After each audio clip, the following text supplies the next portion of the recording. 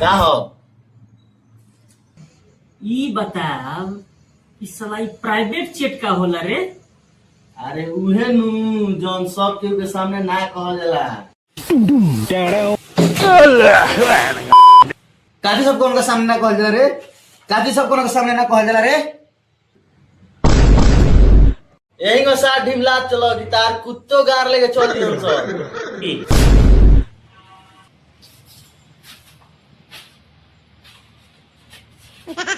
ना रे साला कमजोरी हो गई मैंने यार।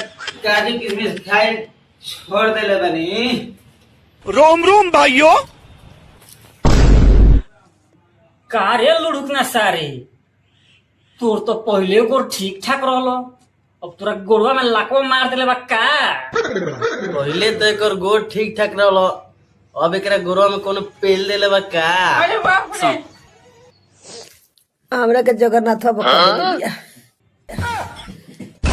जगन्नाथ भोसड़ी के होतना पावर हो गइल बाटे कि तोरा गोड़ में लाखों लगा दिया। भोसड़ी को भी ओरा गांव में बांस करा को बाबा का चांदा नहीं बुला के ओरा गांव में ओस बांस करा में आ कि जिंदगी भर भुलाई ना। बैगन हो पेलू भाई बुलाओ, बुला के ओकर गांव में बस कराओ। अभी धराव तनी यो अभी एक लाख ताकत रे होने हट ढंग धराव तनी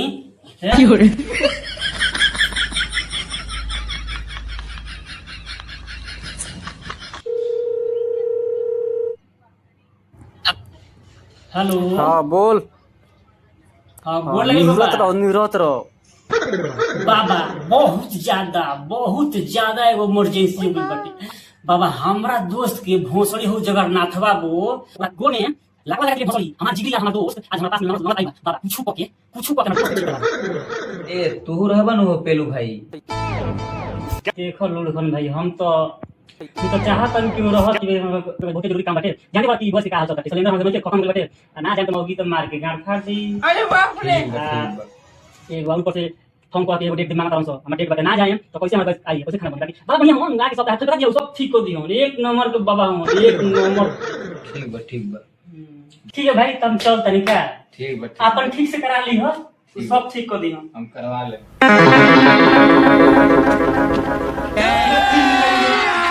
अभी मजा आएगा ना भिड़ो।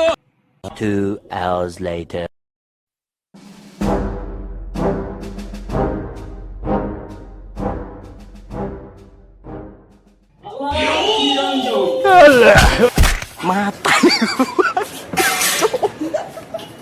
Mata nih gue pak.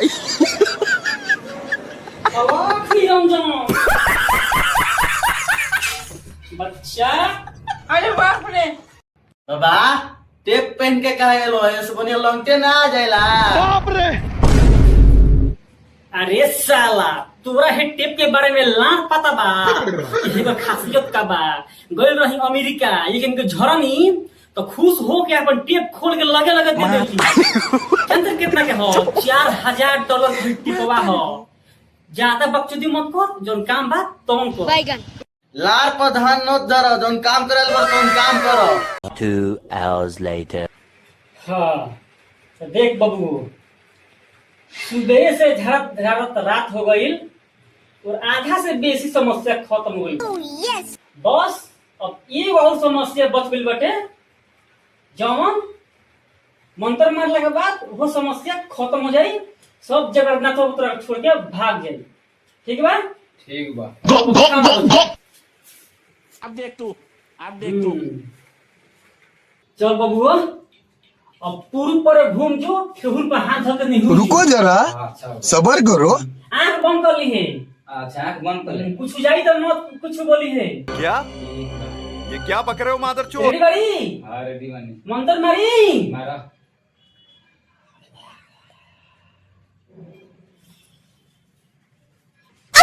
अरे बाप रे।